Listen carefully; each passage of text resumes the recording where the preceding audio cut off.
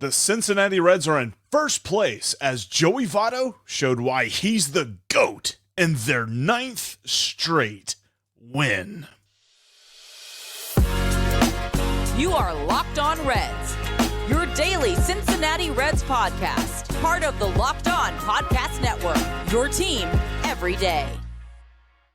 You are Locked On Reds, and I am your host, Jeff Carr. Thank you so much for joining us here today. I am a lifelong Cincinnati Reds fan. I've turned an addiction into information for you, this now being my 5th season as hosting the Locked On Reds podcast. I want to thank you for taking time out of your day, for listening to me talk some Reds with you. I encourage you, if you're listening, hit me up on Twitter at Jeff Carr with 3 Fs, or head on over to YouTube and drop a thought in our comment section, because talking Reds is what I do, and I want to talk Reds with you. Locked On Reds is part of the Locked On Podcast Network. We are your team every day, and I want to thank you for being an everydayer. If you are an everydayer, drop us a thought drop us a line in the comments section. Let us know that you're an everydayer. And if you want to get even more Reds insight and get a direct line to me, just text the words "I'm in" to 513-597-0944, as I am now on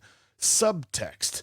But what a night at the ballpark. So much to get to. There was some interesting news before the game, which we will get to eventually. We've got to celebrate the 9th win in a row. The Cincinnati Reds are in first place of the NL Central, and Joseph Daniel Votto is back, and he was back with authority.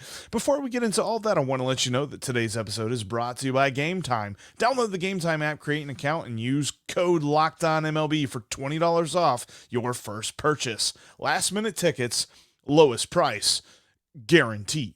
And where we are going to start, you can guarantee, is with Joseph Daniel Votto, because Joey Votto returned to the lineup, and as though he had never missed a beat, and this lineup just got a lot better. I know everyone was saying, oh boy, is he going to mess up this momentum? Is he going to mess up the mojo of this team? And it's interesting because he even said that in his pregame interview. He was like, great, the team's on a roll. Here I come. I'm probably going to derail this whole thing, right? Wrong. And I love the fact that one of the things he said, he understood the assignment. And I want you to listen carefully to this clip, because I find it interesting of what I thought he was going to say and then how he pivoted away from that. I love that I'm joining a team that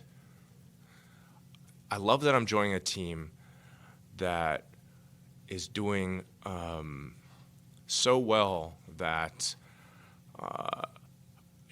I have to be a value add. I have to be an ad. You could just finish his sentence for him, and I think he was going there, and then he decided to pivot away. He says, I love that I'm joining a team that, and then he thought about it. I think what he was going to say is, I love that I'm joining a team that doesn't need me, right?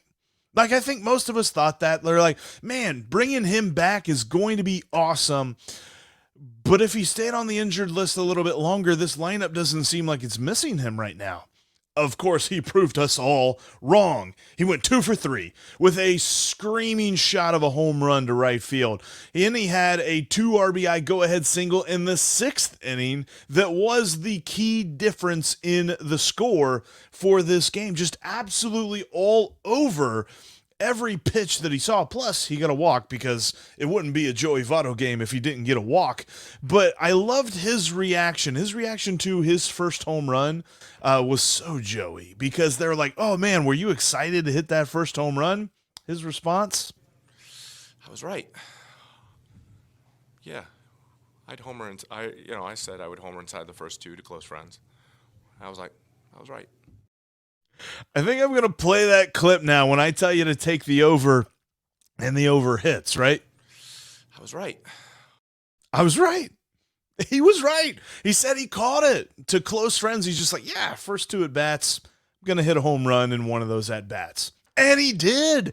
Listen, he was not just on it. He was on it. It's not as if he was getting some dink and duck contact. In fact, he had a line out there in the second inning that was even harder hit than his home run. So his home run clocked in at 102 miles an hour. He had a line out straight to the center fielder, Doyle, that was 104 miles an hour. It was amazing to see the quality of contact that he had. He even had his go-ahead two RBI single was at 108 miles an hour. Joey's back. Joey's feeling it. And I love this thought because there were so many people in the comments section yesterday that need to eat some crow because they're talking about, I don't think he's going to fit into this team. I don't understand why the Reds are bringing him back. I think he's going to mess up the mojo. And Votto had this to say about respect and how he fits onto this ball club. I fit in with these guys, don't get me wrong, but it's more just about performance. That's what I mean by fitting in. You know, we respect one another as people, of course, but ultimately this is a league, this is a game where your respect is earned through performance. You know, you could be a handsome man, but no matter what, you have to perform, of course. Yeah. I love Joey Votto, a handsome man. But yeah, you have to perform. That's what it's about. And he has said that in many of interview, people talking about, you know, team chemistry and having friends on the diamond and friends in the locker room and things like that. And it's funny because over the years, he's kind of changed his tune. Like he was one of those guys in the mid 2000s whenever the Reds were struggling a little bit, but he's like, yeah, but you know, it's fun to play with these guys. We're having fun out there. This is good. You know, we're a good group of guys. About 2018, he started saying things like, yeah, we just need to play. We just need to win. You know what helps you become a better team and have more team chemistry? Winning. That's why this team feels like it's so cohesive. That's why the Reds feel like they're having so much fun. That's why the Reds are so much fun, because they're winning. If Joey Votto comes back and he hits a home run every night, there's not going to be a problem with chemistry in the locker room.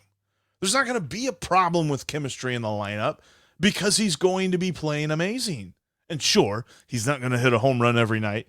I know that's not going to happen. I understand that. But if he is a contributing part of this lineup, there is no reason to worry. And believe me, based on what I saw from game one, he is going to be a contributor.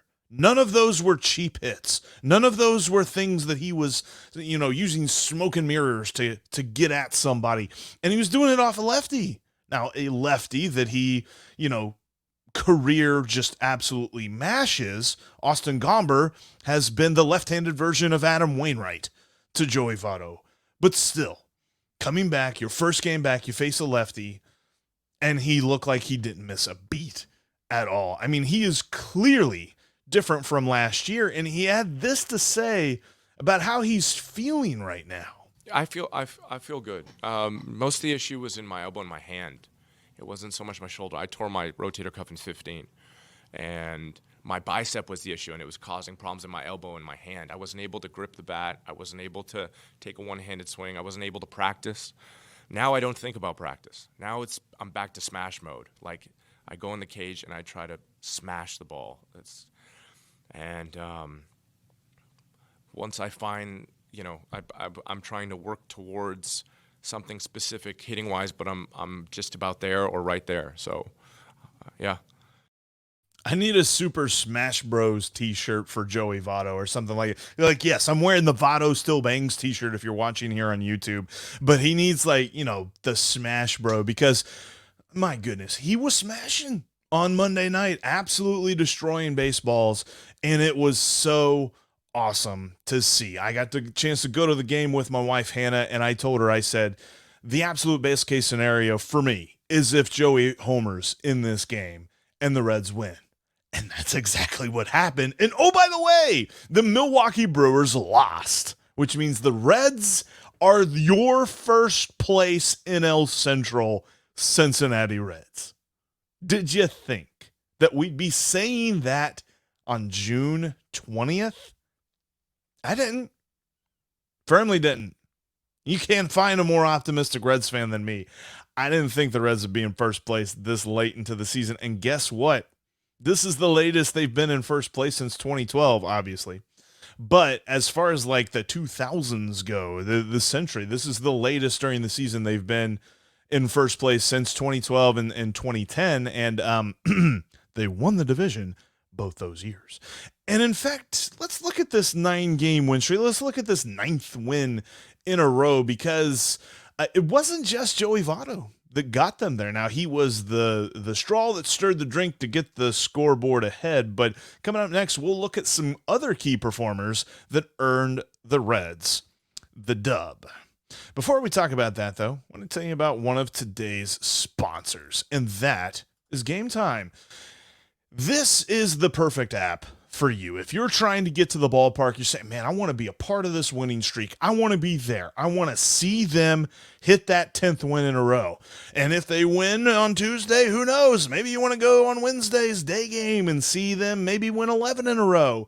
When the Reds are on this kind of a streak, the best way to get to the ballpark is GameTime. GameTime is going to give you the best last-minute prices guaranteed. They've got the GameTime guarantee in that if you find tickets in the same section, the same row on a different secondary app for cheaper, then they will credit you 110% of the difference. GameTime has the best prices, and you can create your account today and use the promo code LOCKEDONMLB to save $20 off your first purchase. So download the GameTime app, create your account, and use that promo code LOCKEDONMLB to save $20 off your first purchase on my favorite ticketing app. Whenever you've got a new debut, whenever you've got a new milestone that the Reds are going to be doing, always look at GameTime. Download it today. Use the promo code LOCKEDONMLB to save $20 off your first purchase, because GameTime has last-minute tickets with the lowest price guaranteed. Coming up tonight, the Reds and Rockies get going again at 7:10 p.m. Eastern Time. That's, of course, weather permitting, as the Reds go for another series win. And if you can't be at the ballpark, you can catch every pitch of the Reds' hometown broadcast with SiriusXM on the SXM app. Simply search Reds. And thanks as always for making Locked On Reds your first listen every day. Every dayers on the next podcast. Got some thoughts on some targets, and we're going to talk about this a little bit later on in the show, but some specific targets that the Reds should be looking to trade for. So you're not going to want to miss that. That'll be who the Reds can trade for on tomorrow's podcast. But let's get the winning streak, baby. Let's go. The Cincinnati Reds now are in first place. That's right. I know there's still lots of game left. There's still lots of season left because the Major League Baseball season is so long. But the Cincinnati Reds on June 20th, the year of our Lord 2023, are atop the NL Central. They've got the longest winning streak since 2012. It's officially the second longest winning streak of the 21st century. 9 games in a row. Absolute beautiful performances by this team. And think about, for a second before we jump into Monday night's game, think about the improbability of this winning streak. The young players that make up this roster, guys that are still trying to get the feel for the major leagues. That's not a scenario that you describe as a team that's going to win 9 in a row. Think about some of the teams that the Reds had in the early 2010s and even 2021 and even, mid 2000s and things like that. They were probably better on paper than this team is, but not on the field. And that is what matters. They're making up. You can talk about deficiencies all day, and coming up here in a few minutes, we're going to talk about a deficiency in starting pitching.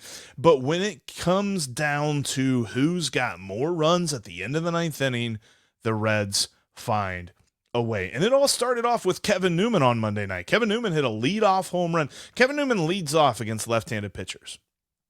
And against left-handed pitching, he is a masher. Absolutely destroys left-handed pitching.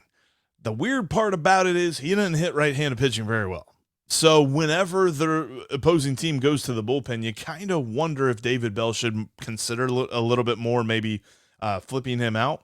But here's the good thing about this. He continues to build up his trade value, but he gets the scoring started off in the first inning with a solo shot. Nick Senzel in the second inning gets his solo shot. So you look at this and you say, okay, this is unlikely performances. And then also you're getting the amazing performances of Joey Votto. But these aren't the guys. These aren't the main cast characters that you think are going to drive a Reds win. You think Jonathan India, you think Spencer Steer, you think Ellie De La Cruz, Matt McClain. All those guys were relatively quiet on Monday night. Credit to Austin Gomber. He came into this game with really terrible statistics. And he actually pitched pretty well. And speaking of pitched pretty well, Brandon Williamson had a nice outing. And it felt as though it could have been a little bit better, though, because he got to the sixth inning. His first 5 innings, fantastic. 5 strikeouts, no walks. What was it we talked about whenever he was called up? He's got to get better at the strikeout to walk ratio. That was perfect. You don't walk anybody in a game. That's what we want to see. So huge step forward there. But we also now have a question mark that I want to ask, because if you look at his numbers, and you can look at his numbers on Baseball Reference and stuff, and we'll talk about this a lot more as we go along this season, but when he gets to the opposing lineup the third time through the order, things really, really get out of hand quickly. And I think that's why David Bell had the quick hook. He really had only thrown 86, 87 pitches at the point that David Bell had pulled him. But it was very evident as the first 2 guys reached base there in the 6th inning, it was very evident that this was probably out of hand for him, and he was going to give up a bunch of runs. And that's kind of the one thing that I'm looking at here. And obviously, rookie pitcher, still getting used to the major leagues here. There's still lots for him to learn. But there's not been a lot of guys in this starting rotation that can go 3 times through the order. I know for a fact Luke Weaver can't do it. I don't even know that he has the ability to gain that ability. Ben Lively kind of has that ability to do it. Andrew Abbott can do anything. So yeah, there's that. But you know, I look at Brandon Williamson and I'm just like, I'm not sure. I think right now it seems like 5 innings is his ceiling almost, as far as the amount of innings you're going to get from him that are good. Maybe he can expand upon that here pretty soon. But then you have Buck Farmer and Alex Young that come out and just play a little bit of a Three Stooges routine. But I want to kind of put this into perspective, because it's easy to have a recency bias and say, Buck Farmer, Alex Young. Ugh. But Buck Farmer allowed just the 2nd earned run in the month of June. He's allowed 2 earned runs in the month of June. And he's pitched quite a few times this month. Absolutely phenomenal performance. And he also did allow 2 inherited runners to score. So you're saying, well, that's an important stat for relievers, Jeff. That's the 2nd and 3rd inherited runners he's allowed to score all year. Up until Monday night, Buck Farmer had allowed 1 out of 12 inherited runners to score. Buck Farmer has had a fantastic season. Monday night, not necessarily that great, but come on, we got to give the guy a little bit of a leash there. Alex Young is interesting though, because Alex Young came into the game because the Rockies pulled. They had a guy debuting, Kaiser Connor, I believe was his name, or Connor Kaiser. One of the two. I don't think he's the Kaiser. But he was batting 9th, and they decided to pinch hit Mike Moustakas against Buck Farmer. So then David Bell countered and brought out Alex Young, who was ready in the bullpen. The problem is Alex Young has proven to me that, yeah, he's got reverse splits. And I was watching this, and the way that he was pitching to Mike Moustakas, he was pitching him so carefully, and he ends up walking him a bases-loaded walk that gave the Rockies the lead at the time, 4-3. And just the way that he pitched him was so weird. And I was like, I think Alex Young isn't actually as good against left-handers as we think. And he's not. In fact, left-handed hitters have a 40-point advantage over right-handed hitters against Alex Young in the batting average department. So it's a weird way to say it. Left-handed hitters have a batting average that is 40 points higher than right-handed hitters against left-handed throwing Alex Young. Seems backwards, right? You have lefties in your bullpen to take care of left-handed batters on the opposing team. Alex Young doesn't do that. And in fact, lefties are getting on base 35% of the time against Alex Young. It's not great. Needs to improve on that a little bit because, well, the Reds only have one left-hander, and if the only left-hander on the team is not good against left-handers, then that's a little bit of something. That's something you kind of look at down the road and be like, are they going to be able to improve on that? Because when you do start talking about playoff baseball, you got to have those pieces. And it seems like Alex Young isn't necessarily quite there. And then in the ninth inning, Alexis Diaz comes out to get the save. Beautiful performances by Fernando Cruz and Lucas Sims to nail it down in the seventh and the eighth innings. There was just not a lot of hitting for the Reds in this game. The sixth inning was really the big inning for them. They had a couple of solo shots that got them on the board.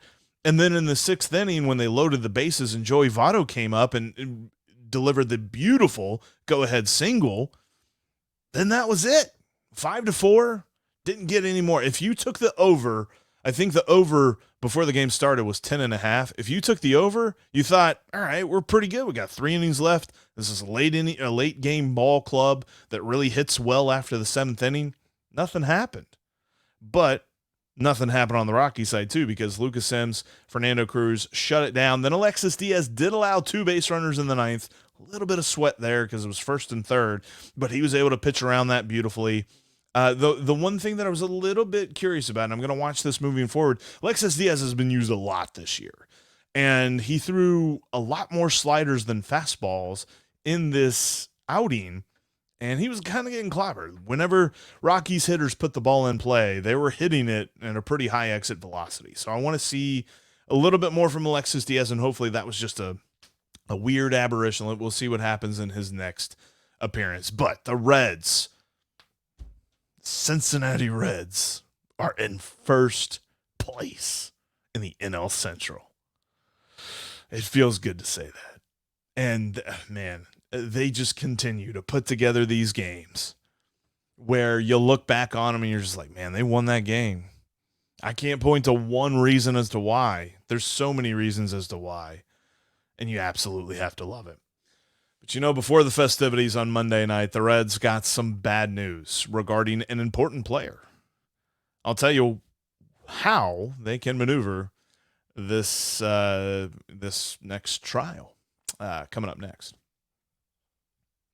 Before we get into that, though, I want to let you know, you can catch this Tuesday night ball game between the Reds and Rockies that starts at 7:10 p.m. Eastern Time on the Sirius XM app. Ben Lively is going to oppose former Reds draft pick, 2018 draft pick, Noah Davis. And if you can't be at the ballpark, you can catch every pitch of the Reds' hometown broadcast with Sirius XM on the SXM app. Just search the word Reds. Plus, you can follow the Locked On Reds podcast on all of your favorite podcasting platforms, including right here on YouTube. Also, make sure to join the community on Discord. Got a really lively group on Discord talking Reds all the time. Got a link down in the description for you to click and you can join there. And plus, for more Reds insight and a direct line to me, you can text I'm in to 513-597-0944 and join Subtext today. Before Monday's game, and the big news, obviously, Joey Votto is back. And we were all wondering, what is the corresponding roster move? The corresponding roster move was to put Hunter Greene on the injured list. Yeah, that wasn't on any sort of list that Steve and I had to talk about. Because, quite frankly, we thought he was healthy. I mean, he made his last start. Everything looked fine. But they put him on the injured list, retroactive to Sunday, with recurring hip soreness. And if this doesn't tell you that the front office needs to make a move, I can't help you. Cincinnati Reds need to make a trade for a starting pitcher, and they need to do it right now. If they consider themselves, like we consider themselves, actual, bona fide, legitimate playoff contenders, especially when you're talking about winning the NL Central, they need to make a move. And yes, I understand. People are going to say, well, Jeff, this wasn't part of the plan. They didn't think they were going to contend this year. You got to roll with the punches, right? You can't just look at this and say, oh, gosh, golly gee, we're had such a good run there, but now we got Greene, Lodolo, and Ashcraft on the IL for a little while. I guess we'll just pack it up and go home. No, you can't do that. There are some interesting names out there, and the first one that comes to mind, we're going to investigate this a lot more on tomorrow's episode, but the first one that comes to mind is Lance Lynn from the Chicago White Sox. Now, you might have seen him recently in the headlines because he had a 16 strikeout performance. So you're saying, Jeff, are you going a little bit high there? Got a high bar? Honestly, he's not had that great of a year. There's plenty of underlying numbers that say that he's been getting very unlucky, but the Reds might not have to give up, a huge prospect to get him. Plus, you're talking about a dude who he has a club option for next year, but essentially the guaranteed part of his contract is expiring at the end of the season, so the Reds can say, hey, thanks, we'll see you. I think that would be an interesting get. But with the injury to Hunter Greene and putting him on the injured list, they absolutely need to look at adding somebody. Because yes, Graham Ashcraft will return at the end of this week. He'll be ready for the Braves series, probably the Sunday start. But you're looking at a situation where the weekend series is going to bleed over into next week. And yeah, you've got the Thursday off day, but you're going to have 6 days in a row where you've got games. So one of those days is going to need a starter. And this bullpen cannot handle a lot more bullpen games. This bullpen is already being used on a very consistent basis for 4, sometimes 5 innings a night. So if you're going to tell me that you're going to bake in 9 innings into the schedule, I'm a little bit worried about that. And it's funny because if you'd have told me back in April that the Reds would really need Chase Anderson, I'd have told you, boy, they're in dire straits. Somehow, the Reds really could have used Chase Anderson, and here they are atop the NL Central. Color me surprised, shocked, completely flabbergasted at that one, but they really need to get some bona fide pitching depth. Basically, the thing that we wanted Nick Krall to do in the offseason, he should probably go trade for now. Go get that legitimate veteran starter to help solidify the rotation. Then, whenever Ashcraft's back, whenever Greene returns, and then later down the road, whenever Lodolo's here, you've got a really strong pitching staff, and you can really give a long look to Brandon Williamson and say, where are you in your development? Would you be better off either pitching out of the bullpen for the rest of the season or pitching at AAA every 5th day or something like that? I really love what Williamson has done, and I think that he still has oodles of potential that he can reach. But if you're talking about the Reds having the ability to win the NL Central, don't you want to have another solid spot in this rotation? I do. And I think that the injury to Hunter Greene and the thing that just it kind of gnaws at me a little bit with this news update is recurring hip soreness. If you say it's recurring, that means that's kind of going to be there, right? Like, even if you put him on the 15-day injured list, he comes back fine, he's ready to go. We're going to be dealing with this in a month. So you need somebody else. And it can't just be a waiver wire ad of whoever or what all. Like, I think I saw that Denelson Lament might be available. But again, he was cut by the Rockies. The Rockies pitching staff is one of the few. The Rockies starting pitching staff is one of the few that have had worse statistics than the Reds this year. Just the fact of life. The numbers for the Reds starting pitchers don't really bear out to be a good staff at this time. And yes, they have the ability to get better, and it's made up of young guys. But if they're all going to be injury prone and have problems with that, don't you need some veteran help to help solidify that staff? The Reds should go do that. And I've got thoughts on who they should get coming up on tomorrow's podcast. So make sure you check that out. That's going to wrap us up for this edition, though. Before we get out of here, don't forget you can catch every pitch of the Reds' hometown broadcast with SiriusXM on the SXM app. Just search the word Reds. But that'll wrap us up for this edition of Locked On Reds. Thanks to our everydayers out there for making us your first listen every day. Hope that you join me tomorrow as I give you some names to think about for the Reds as they head toward the trade deadline. But that's going to do it for us here today. Steve will be back here in a few days, but for now, it's just you and me as we stay locked on Reds every single day.